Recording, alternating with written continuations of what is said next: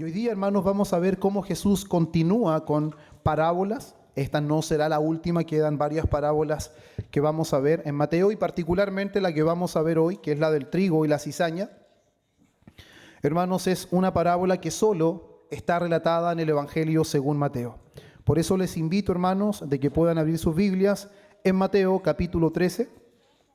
Evangelio según Mateo capítulo 13.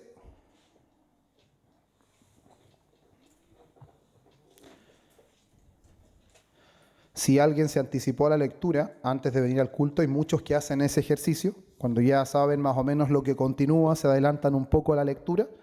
Pero si ustedes se dan cuenta del capítulo 13, del versículo 24 al 30, está la parábola, pero del versículo 36 al versículo 43 está la explicación de la parábola. Y hoy día no lo vamos a hacer igual que la parábola del sembrador, sino que vamos a leer todo junto y vamos a hacerlo en un solo sermón. Así que vamos a leer Mateo capítulo 13, del versículo 4 al 30, y luego nos vamos a saltar del versículo 36 al versículo 43. Evangelio según Mateo, capítulo 13, versículos 24 al 30, y luego del 36 al 43. El título, hermanos, del sermón de hoy es El trigo y la cizaña, la paciencia de Dios y el juicio final. Reitero, el trigo y la cizaña, la paciencia de Dios y el juicio final. Ahora les invito a que se pongan en pie. Con reverencia, hermanos, vamos a dar lectura a los textos, versículos que ya les he comentado. Mateo 13, damos lectura del versículo 24 en adelante. Reina Valera lleva un título, dice Parábola del trigo y la cizaña. Les refirió otra parábola diciendo: el reino de los cielos es semejante a un hombre que sembró buena semilla en su campo, pero mientras dormían los hombres, vino su enemigo y sembró cizaña entre el trigo y se fue. Y cuando salió la hierba y dio fruto, entonces apareció también la cizaña. Vinieron entonces los siervos del padre de familia y le dijeron: Señor, ¿no sembraste buena semilla en tu campo? ¿De dónde pues tienes cizaña? Él les dijo: un enemigo ha hecho esto. Y los siervos le dijeron: ¿quieres pues que vayamos y la arranquemos? Él les dijo: no sea que al arrancar la cizaña arranquéis también con ella el trigo. Dejad crecer juntamente lo uno y lo otro hasta la siega. Y al tiempo de la siega yo diré a los segadores: recoged primero la cizaña y atadla en manojos para quemarla, pero recoged el trigo en mi granero. Versículo 36. Entonces, despedida la gente, entró Jesús en la casa y acercándose a él sus discípulos le dijeron: explícanos la parábola de la cizaña del campo. Respondiendo él les dijo: el que siembra la buena semilla es el Hijo del Hombre. El campo es el mundo. La buena semilla son los hijos del reino y la cizaña son los hijos del malo. El enemigo que la sembró es el diablo. La siega es el fin del siglo, y los segadores son los ángeles. De manera que como se arranca la cizaña y se quema en el fuego, así será el fin de este siglo. Enviará el Hijo del Hombre a sus ángeles, y recogerán de su reino a todos los que sirven de tropiezo y a los que hacen iniquidad, y los echarán en el horno de fuego. Allí será el lloro y crujir de dientes. Entonces los justos resplandecerán como el sol en el reino de su Padre. El que tiene oídos para oír, oiga. Amén. Pueden tomar su asiento, hermanos.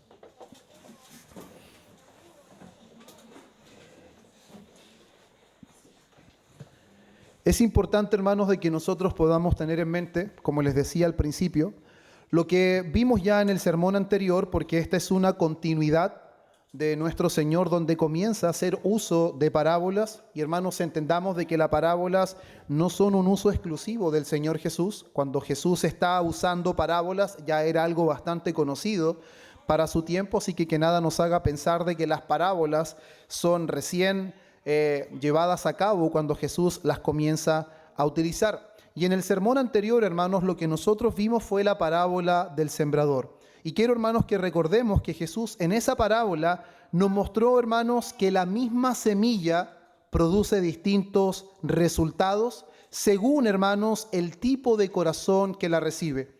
Donde nosotros vimos que la diferencia estaba en la semilla y no en la tierra, y donde vimos de que la semilla era la palabra de Dios y la tierra era el corazón con el cual era recibida esta palabra. Y ahí fue donde nosotros, hermanos, vimos que no eran simplemente 4 tipos de suelo, sino que eran 4 tipos de corazones, 4 tipos de corazones. Vimos un corazón endurecido, vimos un corazón superficial, vimos un corazón distraído y vimos un corazón preparado.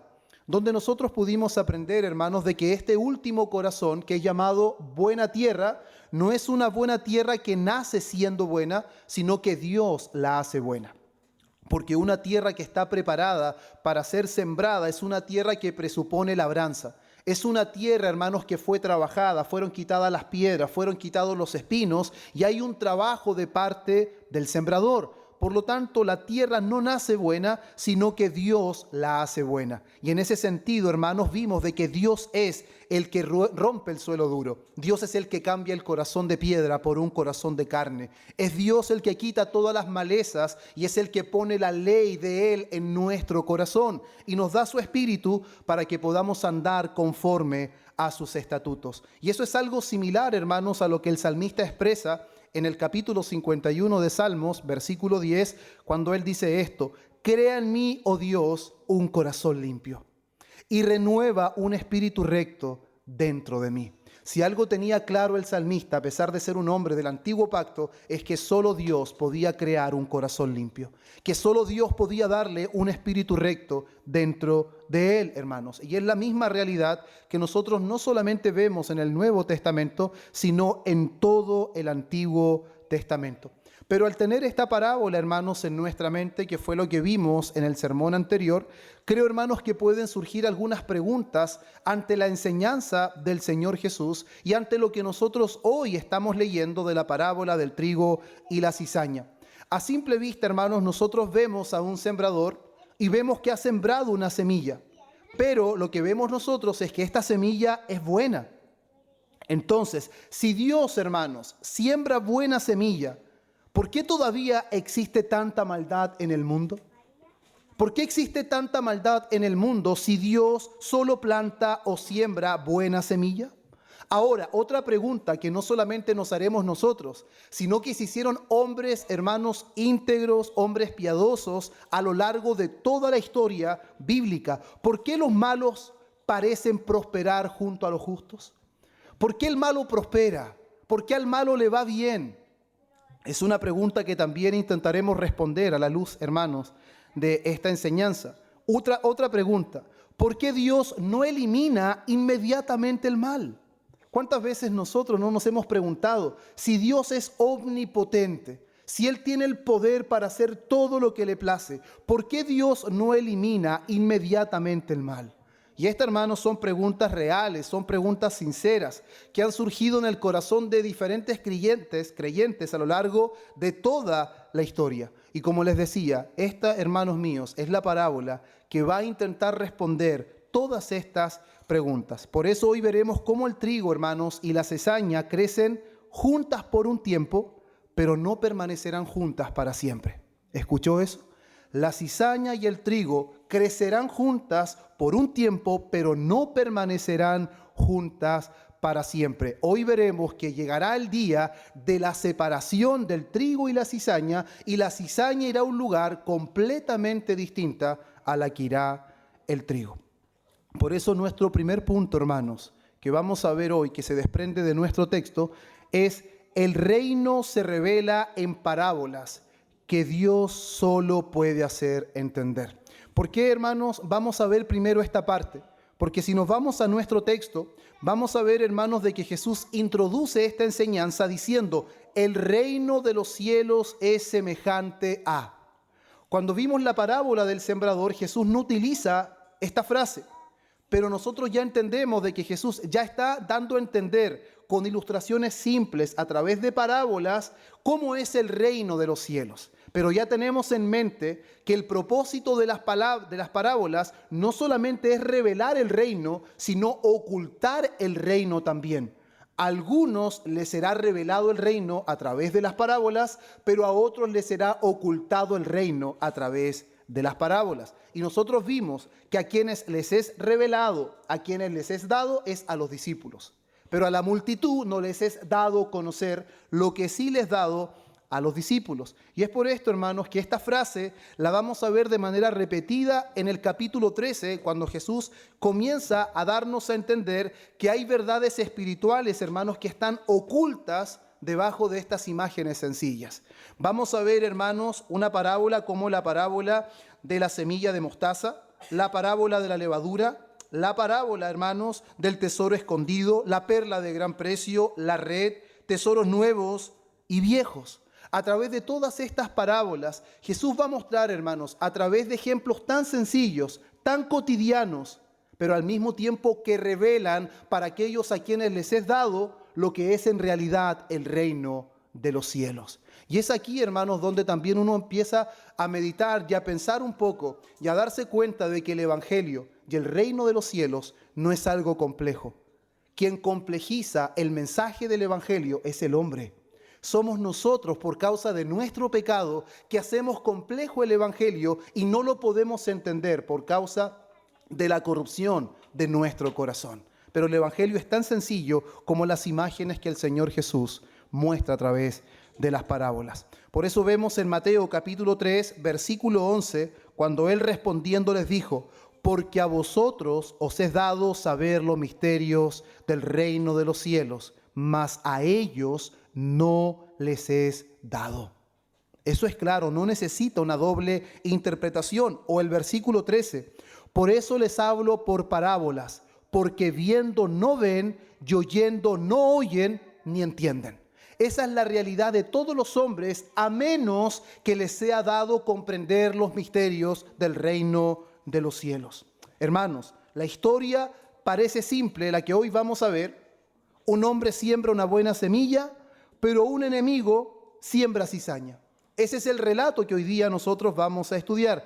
Sin embargo, hermanos, a pesar de la sencillez de esta enseñanza, sin entendimiento espiritual, el oyente permanece ciego.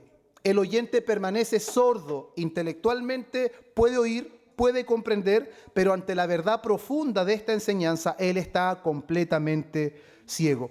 Y es por esto, hermanos, si ustedes ven aquí, los discípulos también necesitan una explicación. Los discípulos no escucharon una parábola distinta.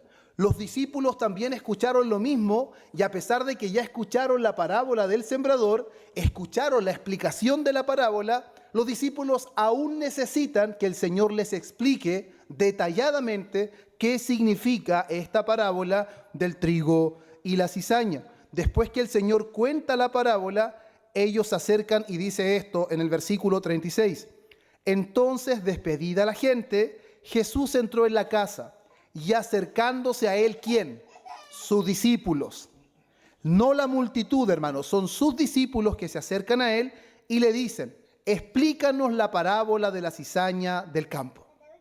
Sus discípulos no entienden lo que en realidad significa esto. Ellos ya saben que hay una realidad mayor oculta detrás de esto, pero ellos dejan en evidencia que están sin entendimiento. Los discípulos, hermanos, necesitan una explicación. Ellos escucharon, pero no entendieron completamente. Yo quiero que esto quede muy claro desde el principio. Marcos capítulo 4, versículo 13 dice: y les dijo: ¿no sabéis esta parábola? ¿Cómo pues entenderéis todas las parábolas? Esto una vez más deja en evidencia que los discípulos están también cegados, no pueden ver, no pueden entender, y es por eso que Jesús le dice: a vosotros les es dado. No es una capacidad inherente, es algo que viene del cielo, es algo que el Señor otorga. Lucas capítulo 8, versículo 10, y él dijo: a vosotros os es dado conocer los misterios del reino de Dios, pero a los otros por parábolas, para que viendo no vean y oyendo no entiendan. Esto significa, hermanos, que las parábolas son dichas para todos, pero algunos solo se quedan con la parábola y otros les es abierto el entendimiento para que comprendan la realidad espiritual detrás de la parábola. Por eso, hermanos míos, que quiero reafirmar una y otra vez, como lo hizo el apóstol Pablo, como lo hizo el apóstol Pedro, repetir una y otra vez lo mismo. El entendimiento espiritual es un regalo de Dios. El entendimiento del evangelio es un regalo de Dios. Usted le puede decir 1.000.000 de veces a alguien: debes arrepentirte de tus pecados y debes confiar en Jesucristo. Y aunque se lo diga 1.000.000 de veces más, si el entendimiento no le es dado, él no comprenderá la relevancia de tener que arrepentirse y confiar en Jesucristo. Si no le es dado comprender esa realidad, él seguirá intentando ser una buena persona, seguirá intentando ganarse el favor de Dios por medio de sus méritos, de sus esfuerzos. Pero cuando el Señor abre el entendimiento, el hombre rehúsa confiar en sus méritos, el hombre rehúsa confiar en sus esfuerzos y el hombre se rinde ante el Señor y reconoce que es la persona de Cristo, la obra de Cristo y no los de él. Pero eso es obra de la gracia de Dios, abriendo el entendimiento, iluminando el corazón. Es necesario, amados hermanos, que Dios abra el entendimiento. Y una vez más, el salmista dice en Salmo 119, 18, algo que todos nosotros deberíamos también comprender: abre mis ojos y miraré las maravillas de tu ley. Abre mis ojos y miraré las maravillas de tu ley. ¿Eso significa mirar con los ojos naturales? No. Él está hablando de los ojos del alma, para contemplar sus maravillas y deleitarse en ellas. Solamente a quien les es dado por el Señor haya deleite en la palabra de Dios. En ella está su delicia y en ella medita de día y de noche. Hermanos, si somos honestos con nosotros mismos, el deleitarnos en la palabra, en meditar en ella de día y de noche, no es parte de nuestra naturaleza humana.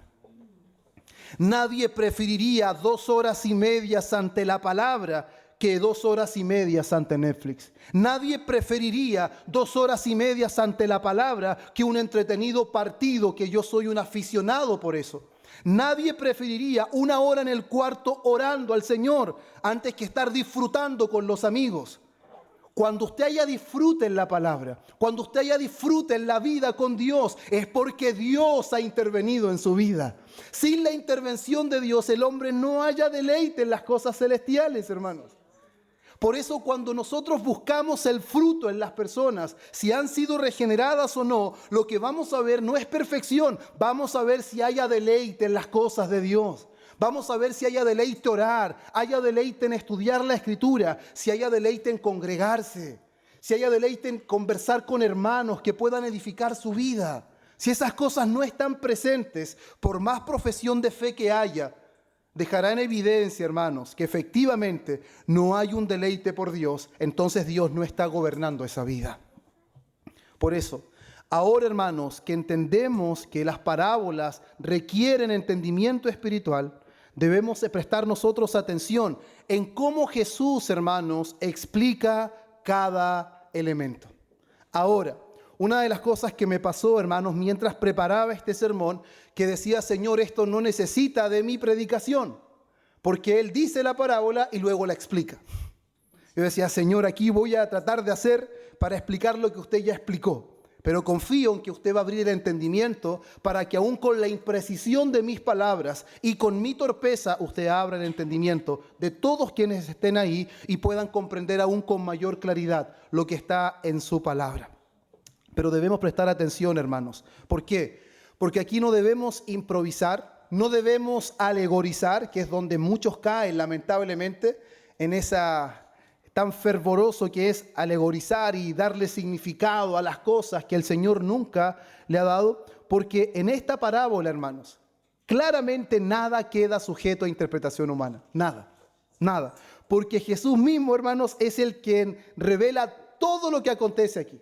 Él da el significado a cada elemento que Él menciona en esta parábola, por lo tanto, nadie puede innovar, nadie puede alegorizar, ni mucho menos inventar absolutamente nada. Por eso nuestro punto 2 es que Jesús revela quién es quién en el campo del mundo. Jesús revela quién es quién en el campo del mundo. ¿Por qué digo campo del mundo? Porque Él va a decir que el campo es el mundo. hermanos. Y esto es muy importante. ¿Por qué es tan importante? Porque estamos en un tiempo, hermanos, donde la especulación y el significado personal predomina ante lo real de la Escritura. El trabajo principal del predicador es extraer lo que el texto dice y explicarlo con fidelidad y también aplicarlo a nuestra realidad actual. Pero el predicador no tiene ninguna autoría, hermanos, para poder introducir cosas al texto. El predicador debe extraer y explicar con fidelidad, pero por ningún motivo él puede dar significados a la palabra que la palabra no tiene. Y cuando Jesús, hermanos, explica una parábola, nosotros debemos escuchar con cuidado, porque cada elemento que él menciona tiene un significado que es completamente claro. Veamos el primero. La primera imagen o primer elemento que vemos es el sembrador. Versículo 37. Respondiendo él les dijo: el que siembra la buena semilla es el Hijo del Hombre. ¿Quién es el sembrador? El Hijo del Hombre. ¿Esto qué significa, hermanos? Que Cristo es el sembrador verdadero. Es Cristo, hermanos, el que planta a los hijos del reino.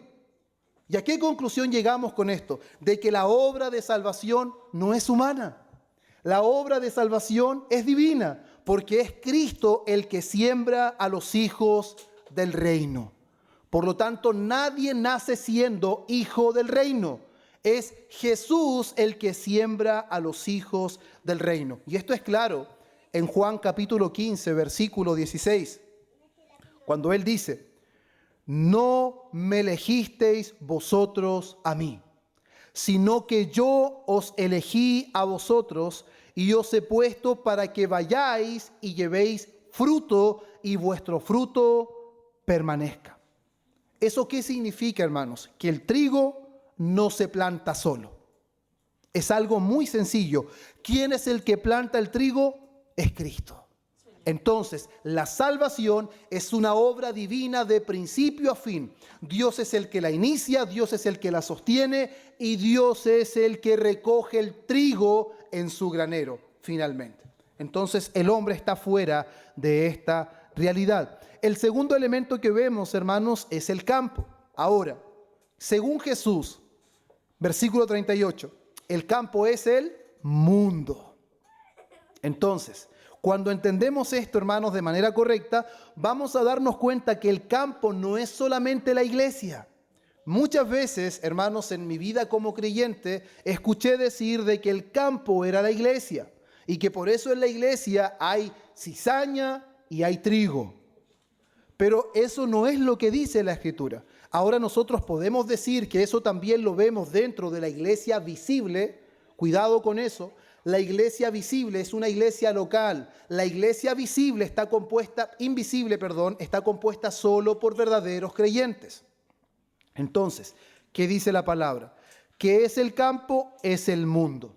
No es solamente la iglesia. El campo es el mundo entero.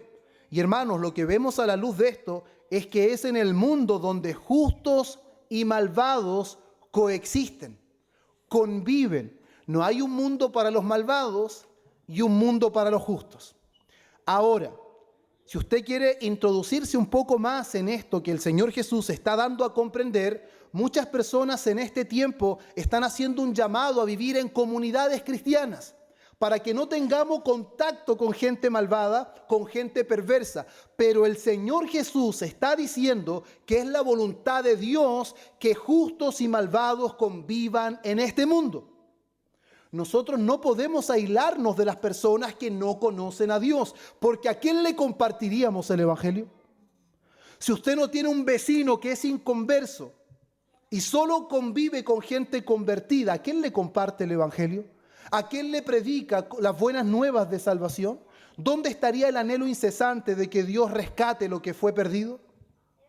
Lamentablemente en este tiempo hay muchos que llaman a vivir en comunidades aisladas, donde solamente convivan con cristianos. No, hermanos, usted tenga la posibilidad de conversar con un inconverso, hágalo. Si tiene la posibilidad de invitar a uno a su casa, hágalo para compartir el Evangelio. Ahora, si esa persona se rehúsa a poder recibir el Evangelio, eso cambia. Pero usted no rehúye a las personas que no conocen al Señor. Mire lo que dice Filipenses 2:15. Filipenses 2:15. Para que seáis irreprensibles y sencillos, hijos de Dios sin mancha en medio, escuche eso, hijos sin mancha en medio de una generación maligna y perversa, en medio de la cual resplandecéis como luminares en el mundo. El creyente no se aparta de en medio de la perversidad, en medio de la degeneración de este mundo, sino que Él vive en medio. Y en medio de este mundo caído, Él resplandece como luminar de este mundo. No es que la situación en la que estoy es muy mala, ahí brilla, pero no con luz propia, sino con la luz de Cristo en tu vida. El creyente es llamado a ser un luminar en este mundo, en medio de la oscuridad, hermanos. Por eso los hijos del reino, según esta enseñanza, no están, hermanos, aislados del mundo. Ellos están en medio de un mundo caído. Ellos están presentes en este mundo. Si bien la palabra dice que no son de este mundo, pero están en este mundo. Qué importante es eso, hermanos. Ahora vamos al otro elemento, el trigo. Versículo 38. La buena semilla son los hijos del reino. ¿Cuál es la buena semilla? Que resulta en trigo. ¿Y quiénes son la buena semilla? Son los hijos del reino. Entonces, ¿qué significa esto? ¿Que todo aquel que asista a la iglesia es trigo? ¿Que todo aquel que habla de Dios y conoce un poco de la Escritura es trigo? No, hermanos. Lo que está presentando esta imagen es que el trigo representa a los verdaderos creyentes. Y el trigo, veremos más adelante, que se deja ver por su fruto. No simplemente por la apariencia, no porque parece trigo, sino que el fruto revelará si es trigo o es cizaña. Por eso no solo por pertenecer a una iglesia es garantía de que somos trigo. Es como una vez un pastor hace muchos años atrás, y puede ser un ejemplo muy sencillo, hermanos, pero de verdad que me hizo mucho sentido en ese tiempo. Normalmente cuando alguien lo ven con una Biblia bajo el brazo, que es muy común aquí en Lota, Biblia bajo el brazo, él es cristiano. Y él dijo, qué gran error pensar eso. Si usted me ve saliendo de un garage, ¿usted pensará que soy un auto? Porque salga de un garage no significa que soy auto, y porque me vea con una Biblia bajo el brazo o me vea saliendo de una iglesia no garantiza que soy creyente o que soy cristiano. Nosotros lamentablemente asociamos cosas que son superficiales, donde el Señor Jesús de manera enfática evidencia que por el fruto serán conocidos. Y el fruto que da la obra de Dios es un fruto que persevera, no es un fruto temporal ni pasajero, es un fruto perseverante. Juan capítulo 1, versículos 2 y 13. Veamos, hermanos, cómo el trigo en verdad representa a los verdaderos creyentes. Mas a todos los que le recibieron, a los que creen en su nombre, les dio potestad de ser hechos hijos de Dios, los cuales no son engendrados de sangre, ni de voluntad de carne, ni de voluntad de varón, sino de Dios. Entonces, ¿qué significa ser trigo? Significa haber nacido de Dios. Ser trigo no es igual a profesar fe. Ser trigo es igual a poseer nueva vida espiritual. Eso es ser trigo según lo que nosotros estamos viendo en la palabra de Dios. Pasemos a otro elemento, la cizaña. Versículo 38. Y la cizaña son los hijos del malo. Los hijos del maligno. Esto es fuerte, hermanos. Nosotros estamos acostumbrados a escuchar de que todos somos hijos de Dios. Unos son más buenos, de todo hay en la viña. Es algo muy común, ¿no, hermanos? Eso no funciona de esa manera. A pesar de que sea muy fuerte esta aseveración, pero Jesús lo enseña de esta manera. La cizaña son los hijos del malo. Y la cizaña, hermanos, según lo que estamos viendo aquí, no son personas que están confundidas, no son personas sin dirección, sino que son personas que pertenecen al enemigo, hermanos. Personas que espiritualmente pertenecen al diablo. Alguien puede decir, ¿puede una persona pertenecer al diablo? ¿Puede una persona en realidad ser hija de Satanás? Juan 8:44. Vosotros sois hijos de vuestro padre el diablo, y los deseos de vuestro padre queréis hacer. Él ha sido homicida desde el principio y no ha permanecido en la verdad. Los versículos anteriores, ellos se jactan en decir que ellos eran hijos de Abraham, pero Jesús les dice: si ustedes fueran hijos de Abraham, ciertamente me amarían. Si Abraham fuera su padre, ahora, lo más probable es que Abraham étnicamente y según la carne fuera el padre de ellos. Pero Jesús no está hablando aquí de descendencia biológica, no está hablando literalmente, sino que ser hijo del diablo significa poseer los deseos del diablo, seguir el camino del diablo. Y eso es lo que ejemplifica y evidencia una vida que no ha sido transformada por el poder del evangelio. Es un hijo del diablo, desea las cosas que el diablo desea. Por eso, hermanos, esto también explica por qué el mal existe. ¿Por qué existe el mal? Porque hay personas que siguen el mal. Y el mal se origina directamente no en Dios, sino en Satanás. Y eso es lo que vemos, hermanos, en esta explicación. Ahora, veamos otro elemento. El enemigo, versículo 39. El enemigo que la sembró, ¿quién es? Es el diablo. Y es importante que entendamos eso, hermanos, porque normalmente hay acusaciones incorrectas de que Dios es el autor del mal. Y aquí vemos que el Señor Jesús es el que siembra la buena semilla. ¿Quién es el que siembra la cizaña? Es el enemigo, es Satanás. Por lo tanto, Dios no es el autor del mal. Y el mal, hermanos, tampoco es algo accidental. Cuando usted hace mal, hace una injusticia, cuando yo peco, no podemos decir: ¡ay, me equivoqué! Fue un accidente. No, hermanos, eso deja en evidencia la corrupción de nuestro corazón. Eso deja en evidencia que estamos siendo gobernados más por deseos pecaminosos que por la verdad de Dios. Y todo creyente debe ser lo suficientemente honesto de que a pesar de que el anhelo de hacer el bien está en él, hay otra ley que opera en sus miembros y que lo lleva cautivo a la ley del pecado.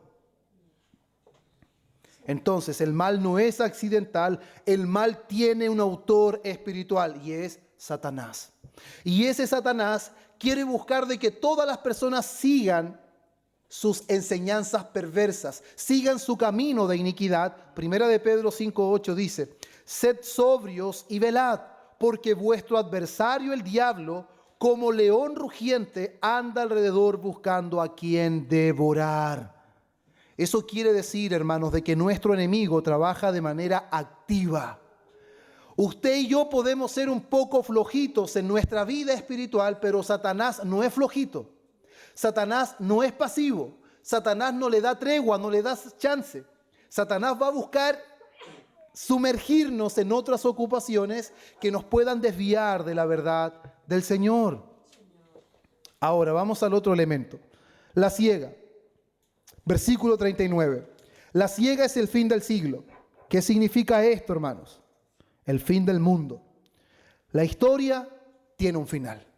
Aunque nosotros pensemos de que esto no va a ocurrir nunca, aunque las personas digan: el mensaje que ustedes predican es tan antiguo, tantos años que vienen anunciando que Cristo viene, que deben arrepentirse, que deben confiar en Él, pero la palabra de Dios nos dice que aunque las personas pongan en duda, el Señor dijo que la historia tiene un final. Aunque el mal parezca prevalecer en este tiempo, el mal, amados hermanos, no durará para siempre. Habrá un día de rendición de cuentas. Habrá un día en que el creador de todas las cosas, el sembrador de la buena semilla, llamará a rendir cuentas a toda su creación. Apocalipsis capítulo 14, versículo 14 y 15. Miré, y he aquí una nube blanca, y sobre la nube uno sentado semejante al Hijo del Hombre. ¿Quién es el sembrador? El Hijo del Hombre. Y el que está sentado ahora sobre una nube es el Hijo del Hombre, que tenía en la cabeza una corona de oro, Eso significa que ya no es el cordero manso que vino, sino que ahora está entronizado. Y en la mano una hoz aguda. La hoz se ocupa para poder sacar el trigo, hermanos. Dice, y del templo salió otro ángel, clamando a gran voz al que estaba sentado sobre la nube: mete tu hoz y siega, porque la hora de segar ha llegado, pues la mies de la tierra está madura. Amados hermanos, habrá un final. El mal no durará para siempre. Hay un salmo que dice, tarde o temprano el malo será castigado.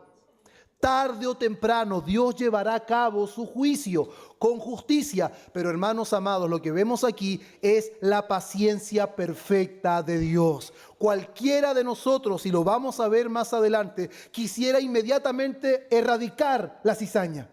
Pero el mismo Señor va a decir, no es el tiempo. Por eso Dios es paciente de manera perfecta, pero su paciencia no significa que Dios es indiferente. Su paciencia significa que Él es perfecto y nosotros no. Y Él sabe cuándo actuar y nosotros somos impulsivos.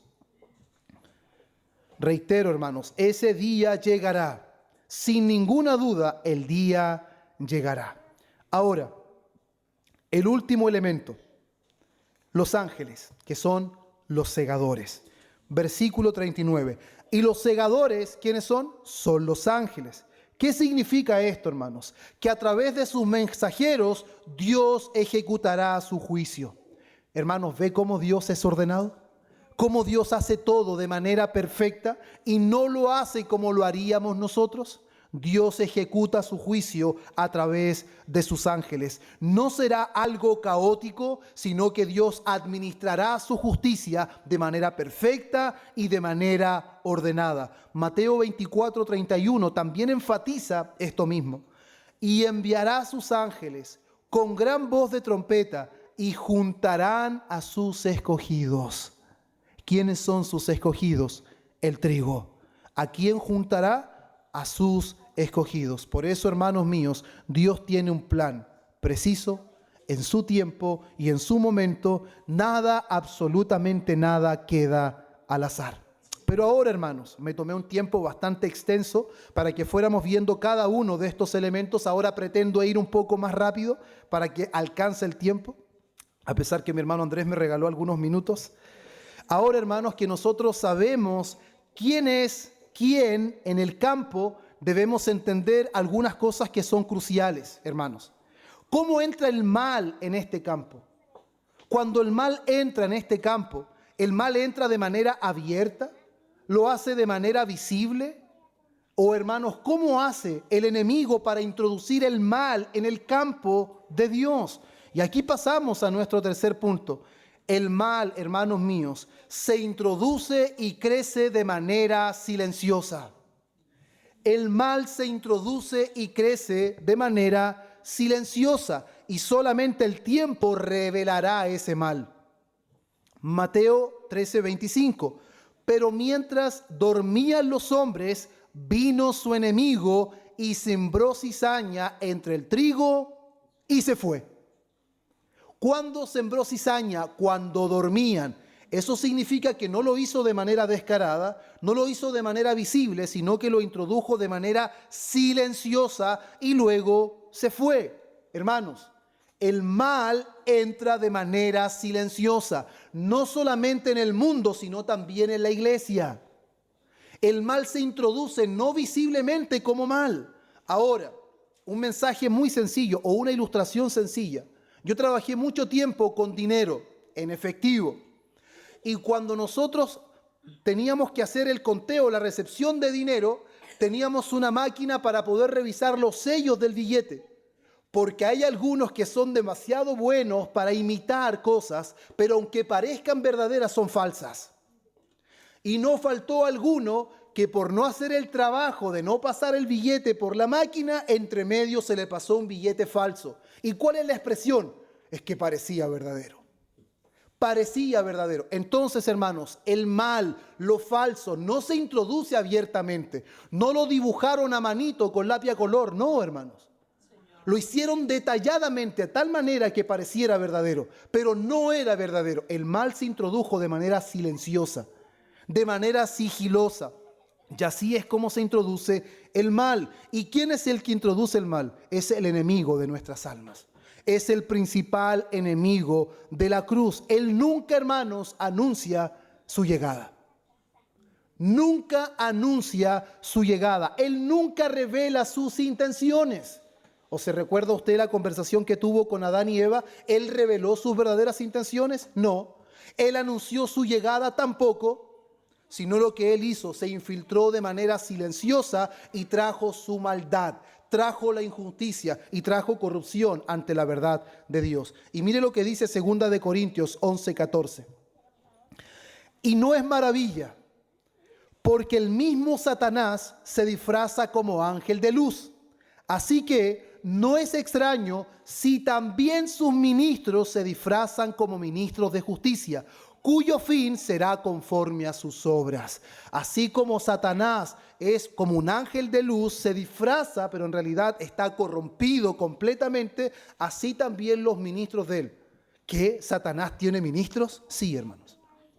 ¿Satanás tiene sus profetas, sus predicadores? Sí, hermanos. Porque usted tiene que examinar, aunque su hermano usted lo ame, aunque usted lo conozca de toda la vida, ¿por qué tiene que examinar las enseñanzas? Porque lo que vale no es cuánto usted conoce a su hermano. Lo que vale no es cuánto usted ama a su hermano. Lo que importa es qué es lo que sale de su hermano. Si eso se ajusta a la enseñanza bíblica, por más que usted lo quiera, por más que sea respetable, si no enseña lo que está escrito, es un ministro de Satanás. Y esto explica, hermanos, por qué el engaño espiritual es tan peligroso. ¿Por qué es tan peligroso? Porque parece verdadero.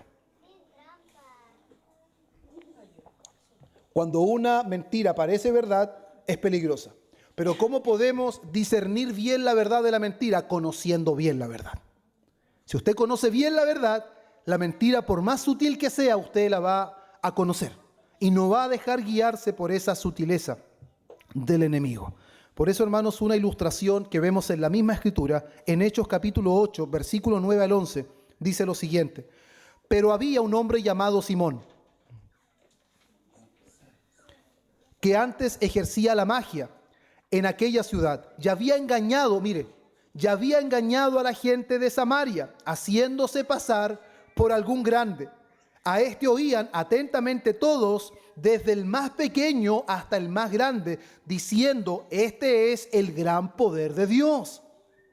Mire lo que hacía un hombre con astucia y con magia, hacer que la gente pensara que era el gran poder de Dios. Simón parecía espiritual, Simón parecía poderoso, pero solo era un mago mentiroso. Solo era un mago mentiroso. Eso quiere decir que Simón no era trigo. Simón era solo apariencia, pero la realidad era completamente diferente. Es un ejemplo muy claro, hermanos, de cómo la mentira puede ser creída como verdad. Y lamentablemente la verdad no la anunciamos con tanta firmeza como los engañadores anuncian la mentira.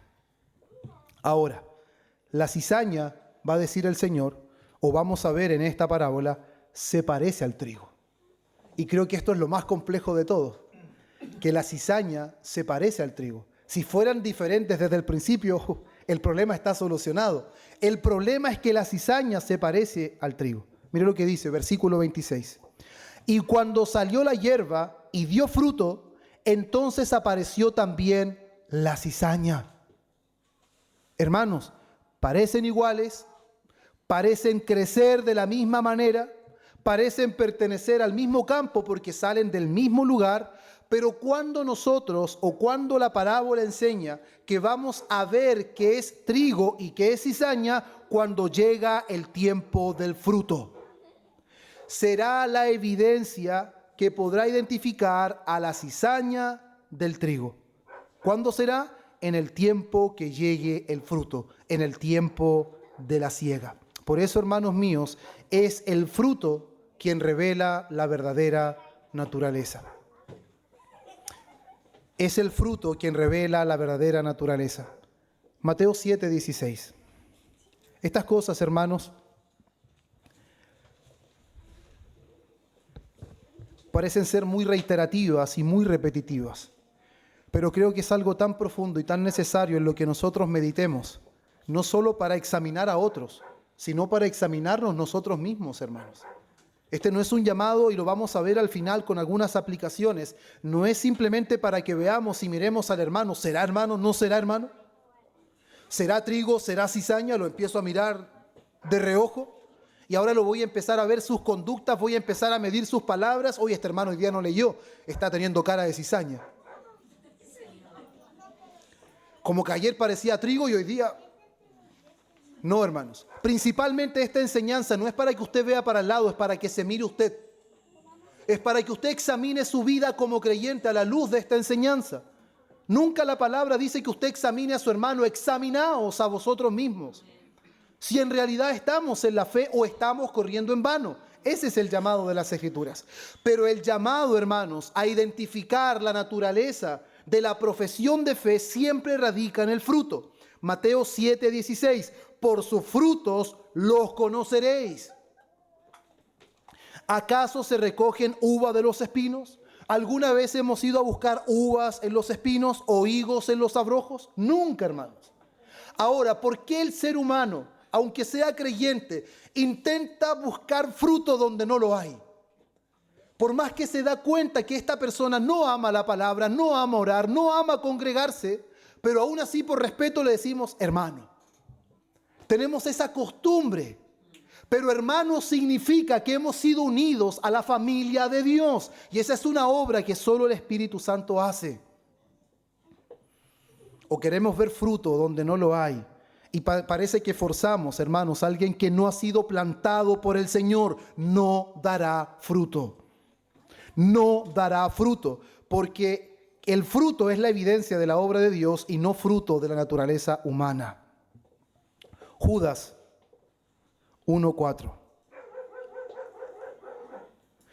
Porque algunos hombres han entrado encubiertamente. ¿Entraron dejándose ver?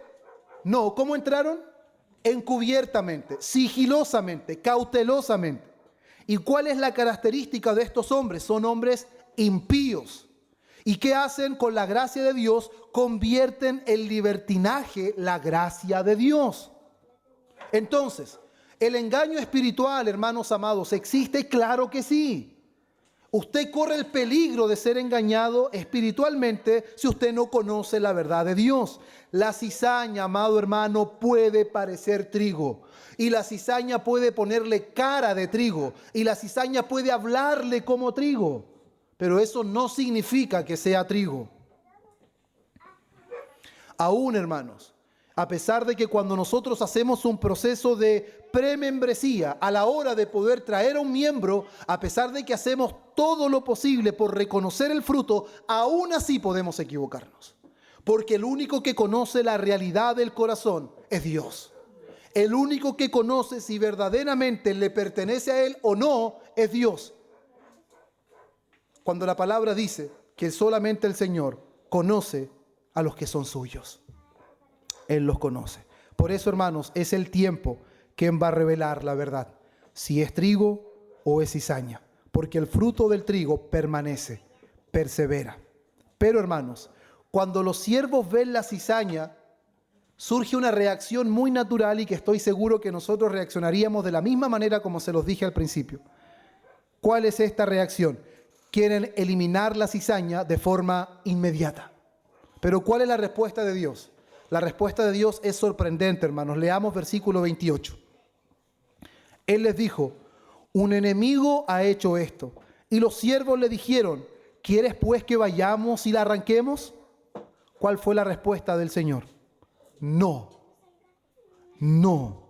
¿Y por qué, hermanos, le dice que no? Primero, porque esta pregunta, hermanos, está reflejando algo. El impulso natural de todos los hombres. Normalmente el hombre es guiado por su impulso. Queremos eliminar de forma inmediata el mal. Queremos hacer justicia con nuestras propias manos. Queremos limpiar nosotros de forma inmediata. Queremos que todo, hermanos, lo malo desaparezca ahora mismo. Pero nos olvidamos de algo. Que el dueño del campo no somos nosotros.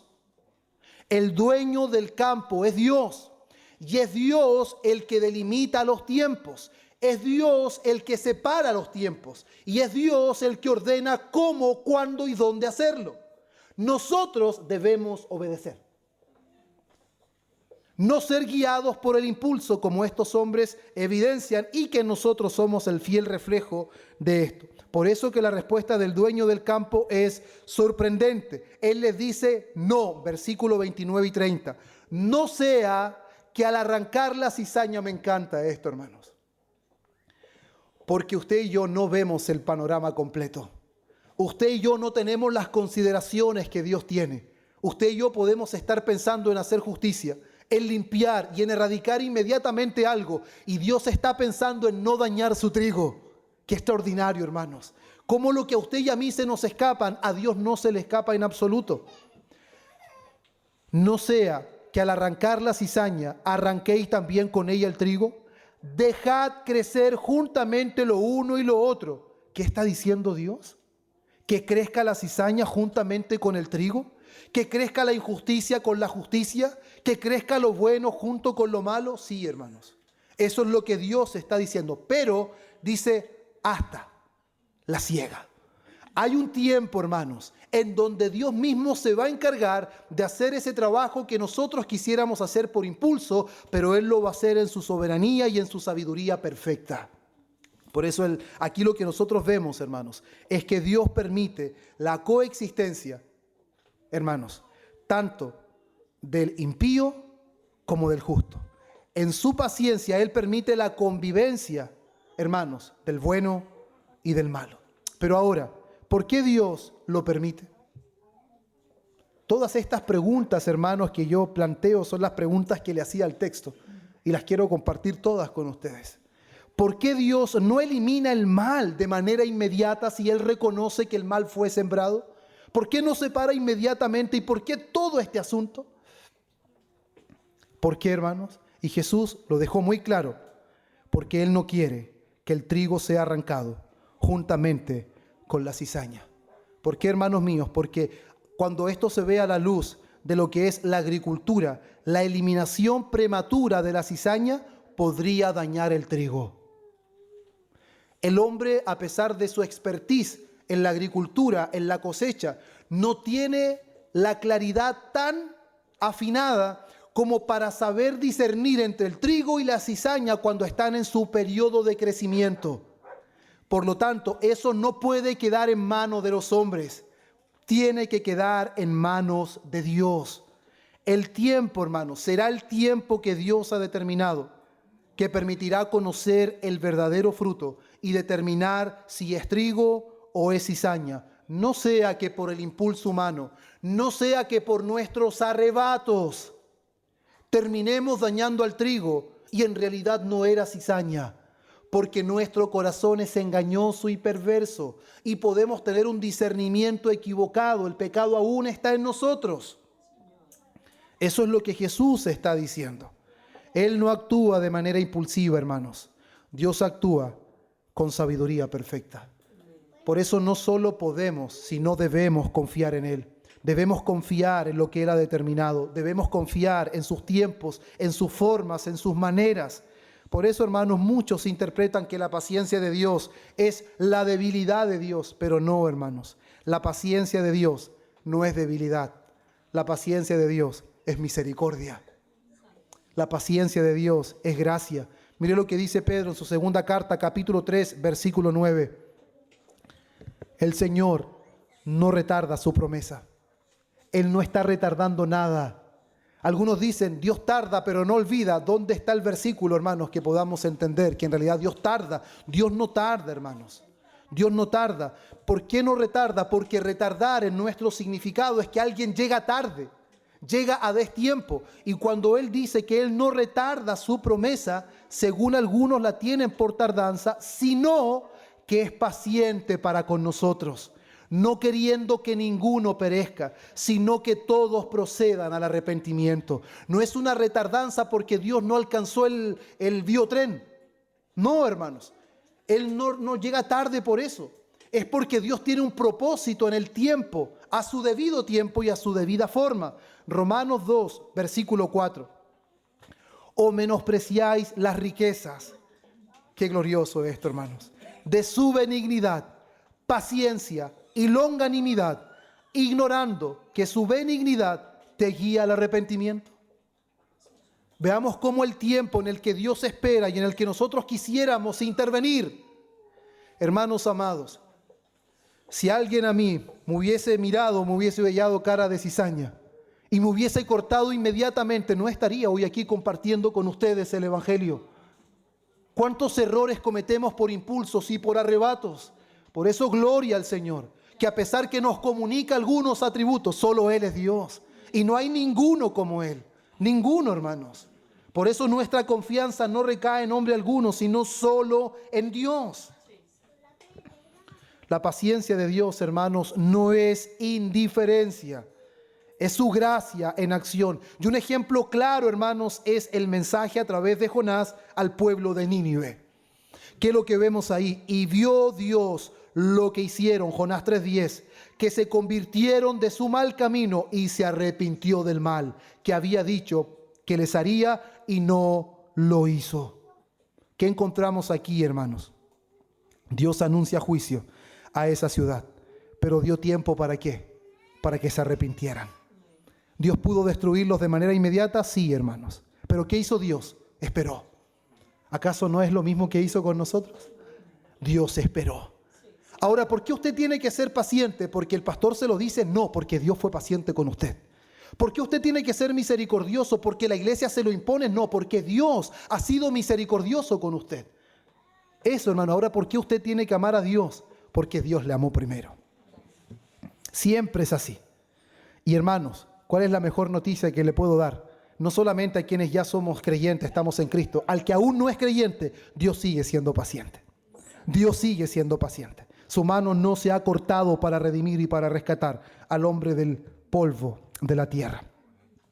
Por eso, una vez más, el tiempo revela la verdad. El crecimiento del trigo y la cizaña, hermanos, tiene un propósito: revelar la naturaleza verdadera del uno y lo otro. Mire lo que dice Eclesiastés 8:11. Por cuanto no se ejecuta luego sentencia sobre la mala obra, el corazón de los hijos de los hombres está en ellos dispuesto para hacer mal. Como no hay sentencia, como no hay castigo, el hombre dice: hago mal y no viene consecuencia, entonces sigamos haciendo mal. Pero hermanos, aunque el juicio no llegue inmediatamente, ¿qué dice Jesús? El juicio llegará. Y la iglesia no puede ser indiferente en esto. Cuando nosotros olvidamos, hermanos, que el juicio llegará, nos hacemos indolentes en la predicación continua del Evangelio. Cuando usted conversa con personas y no les comparte el Evangelio, está olvidando que serán reos de la justicia de Dios, que comparecerán ante Dios y su final será condenación eterna. Por eso, hermanos, cuando nosotros vemos esta realidad, vemos que esta paciencia divina de Dios no significa que Él permanecerá pasivo, como lo podemos ver, de manera eterna. No, hermanos, no significa que el juicio nunca va a llegar, sino que significa que hay una, hermanos, preparación por parte de Dios. Dios ha delimitado los tiempos, pero al final del siglo, al final del tiempo que Dios ha preparado, habrá una separación definitiva. Hermanos, escuchen esto. Esta separación será irreversible. Ya no habrá vuelta atrás. Usted peca hoy y si se arrepiente, Dios perdona sus pecados. Si usted confía en Cristo, usted es una nueva criatura. Pero llegará el momento de la siega en donde el trigo y la cizaña serán separados y esa separación será definitiva y será irreversible. Por eso, hermanos, nuestro quinto punto: la separación final será segura y eterna. Y sin duda alguna, hermanos, este es el clímax de esta parábola. Y Jesús no deja ninguna duda, hermanos, en que habrá un día en que el trigo y la cizaña serán separados. Versículo 40 y 41. De manera que como se arranca la cizaña y se quema en el fuego, así será el fin de este siglo.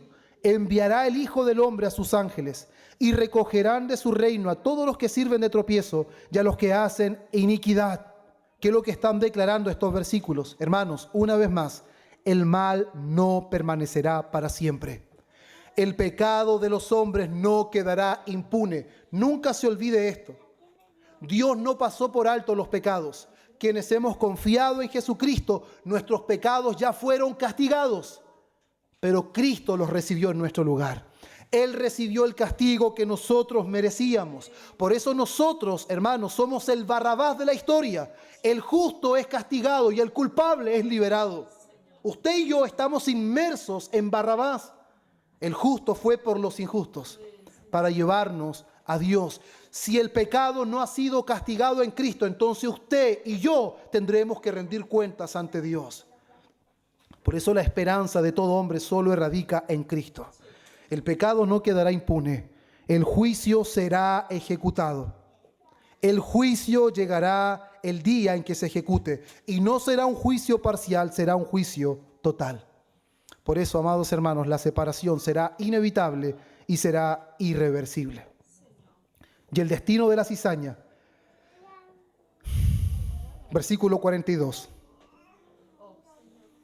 Y los echarán en el horno de fuego. ¿Ha escuchado alguna vez llorar a alguien? ¿Ha escuchado sufrir a alguien? Jesús nunca habló del sufrimiento de la carne como este nivel. Cuando habla de cuál será el destino de la cizaña, Él dice, allí será el lloro y el crujir de dientes. El mismo Señor Jesús no suaviza esta verdad y Él deja entrever que el juicio es una realidad. El castigo es una realidad. Amados hermanos, por más que testigos de Jehová, adventistas y entre otras religiones quieran minimizar o puedan extraer la enseñanza del infierno, quien más habló del infierno fue el mismo Señor Jesús. El infierno es real. El fuego allí nunca se apaga y el gusano allí nunca muere. Y en Apocalipsis 20:15 dice, y el que no se halló inscrito en el libro de la vida fue lanzado al lago de fuego. Hermanos amados, aquí no estamos haciendo simplemente una metáfora. Ahora, yo no les puedo decir de manera clara y absoluta si el infierno tiene fuego real, si es en realidad fuego. Pero si no fuera fuego y si es una ilustración, siempre, hermanos, la ilustración es menor que la realidad. Cuando el Señor quiso ilustrar algo, la ilustración siempre quedaba corta con la realidad. Si el Señor utiliza el fuego para hablar de la magnitud del sufrimiento, y si en realidad no es fuego, entonces el infierno es peor que el fuego. Pero de ningún motivo es menor. Ni tampoco hay aniquilación del alma. No, es eterno, donde nunca se apaga y el gusano nunca muere. Por eso, hermanos, esta no es una metáfora para alterar nuestras emociones, sino que esto es una advertencia divina. Es una advertencia del cielo, el fuego del infierno. El infierno es real. Génesis 7:23. Vemos aquí, hermanos, ilustrado de manera clara y categórica, y no una ilustración meramente, sino una realidad que también vemos en el tiempo de Noé. Génesis 7:23 dice, así fue destruido todo ser que vivía sobre la faz de la tierra. ¿Qué dice después? Solamente quedó Noé y los que con él estaban en el arca. En ese momento, hermanos, el mundo fue dividido en dos grupos. ¿Cuáles son? Los que estaban en el arca y los que no estaban en el arca. No hay una tercera opción. Así también será en el día del juicio. La cizaña atada y echada al fuego, y los justos serán la gloria de su Padre. No hay tercera opción. Por eso ahora, el destino del trigo. Y aquí es donde vemos la gloria eterna del trigo, hermanos. La parábola, si bien incluye juicio, no termina con juicio. Versículo 43. Entonces los justos resplandecerán como el sol en el reino de su Padre. El que tenga oídos para oír, oiga. Amados hermanos, este es el destino glorioso del trigo. ¿Esto no le da esperanza? ¿Esto no le da alegría, hermanos? Está atravesando problemas, está enfermo, le duele el cuerpo. Lea este texto y vea cuál es el futuro glorioso que le espera a aquellos que han sido plantados por el Señor.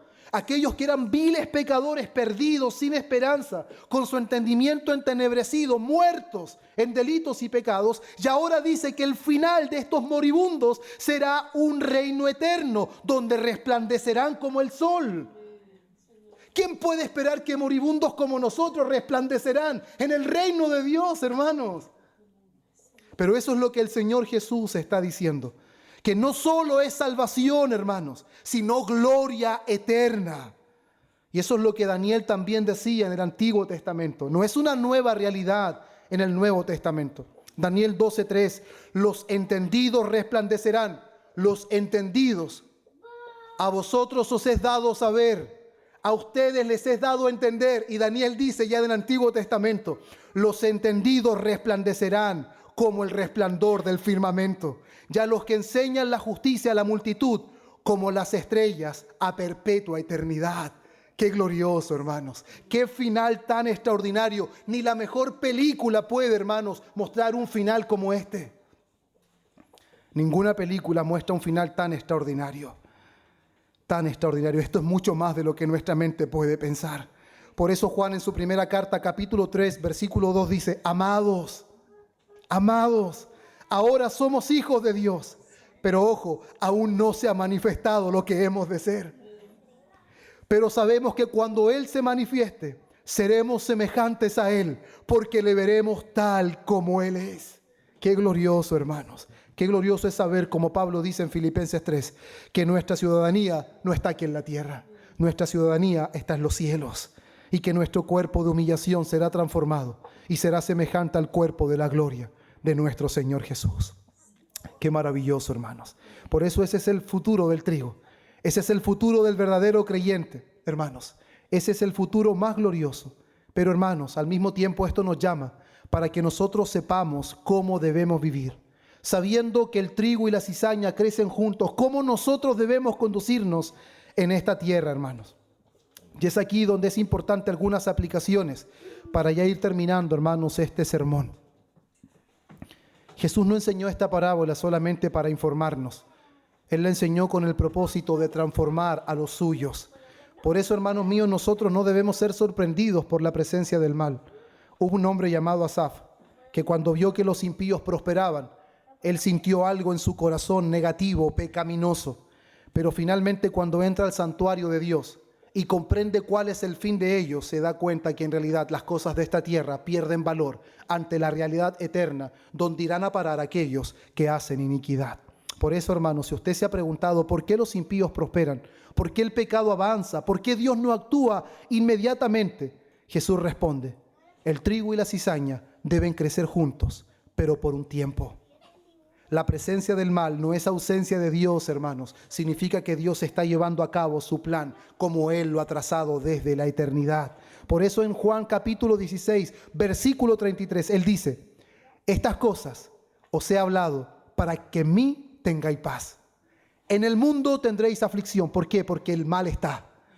Pero confiad. Qué glorioso. Yo he vencido al mundo. El mal existe, pero Cristo ya lo venció. Eso es lo que nos dice la palabra. Por eso, hermanos, también nosotros no debemos confiar en apariencias espirituales. No todo lo que parece trigo es trigo. Y eso lo vemos en el primer libro de Samuel 16:7. Y Jehová respondió a Samuel, no mires a su parecer, ni a lo grande de su estatura. No mires su elocuencia, no mires su palabra, no mires la capacidad que él tiene. Pues el hombre mira lo que está delante de sus ojos, pero Jehová mira el corazón. Ahora, el hombre ve lo externo, Dios ve el corazón, pero el fruto evidencia la realidad del corazón que solo Dios ve. Es el fruto lo que el hombre puede ver, hermanos.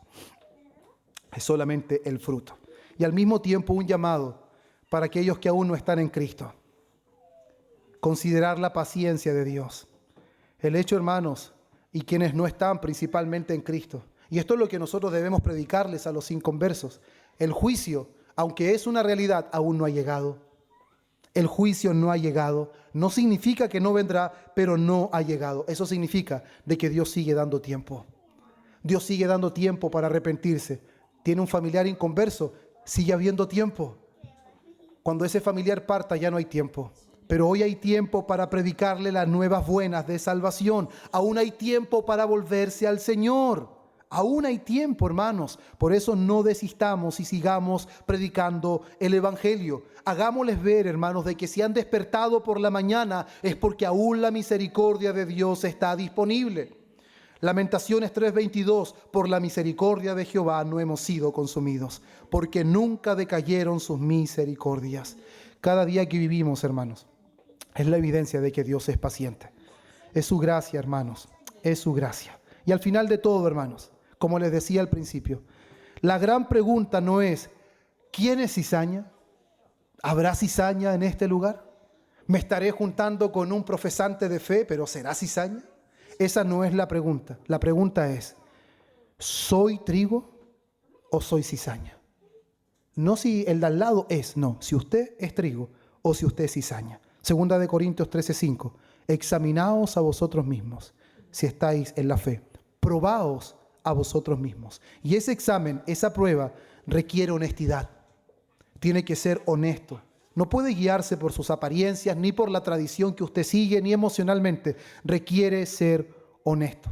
Por eso, hermanos amados, para ir terminando, nosotros, hermanos, debemos reconocer que el trigo y la cizaña crecen juntos.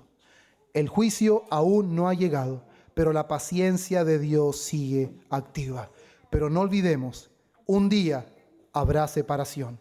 Un día el trigo será echado en el fuego y la cizaña será echada en el fuego y el trigo resplandecerá. Solo dos destinos, juicio eterno o gloria eterna. Por eso es hoy día esa pregunta, ¿qué soy? ¿Trigo o cizaña? Y si alguien llega a la conclusión de que es cizaña y ha estado engañado, puede venir hoy mismo a las plantas de Cristo. Hoy mismo puede reconocer que solo Él lo puede hacer trigo, porque nadie nace siendo trigo, sino que Él planta el trigo. Es Él el que obra salvación. Por eso, amados hermanos, que esta palabra que hoy hemos podido compartir nos haga meditar en la gracia de Dios en nuestra vida. Perdidos y deambulantes, ciegos, completamente, hermanos, contumaces, opuestos a la voluntad de Dios. Y hoy no solamente tenemos un presente glorioso, sino un futuro aún mucho más glorioso. Un futuro que nadie de nosotros podría haber diseñado, ni por más imaginación que tenga. Por eso solo a Él, al sembrador, al que planta la buena semilla, sea gloria, honra y honor por los siglos de los siglos. Oremos. Padre bueno, oh Señor, te damos gracias. Gracias por este hermoso tiempo que nos permites. Gracias por poder avanzar en esta serie expositiva, Señor, de sermones en el Evangelio según Mateo, donde hemos puesto nuestra mirada en estas parábolas, en estas enseñanzas tan sencillas, Señor, pero que están tan ocultas de nuestro entendimiento natural. Pero te adoramos y te bendecimos, porque aquellas cosas que ojo no vio, ni oído yo, ni han subido en el corazón de hombre, son las que tú has preparado para los que te aman. Gracias por habernos revelado a nosotros estas cosas, a tus pequeños, insensatos, oh Señor, pero podemos comprender los misterios del reino. Y hoy podemos ser tus hijos, y hoy tenemos no solo un presente glorioso, sino un futuro aún mayor, en tu presencia eternamente y para siempre. Por eso te adoramos y te bendecimos, en el nombre de Cristo. Amén y amén.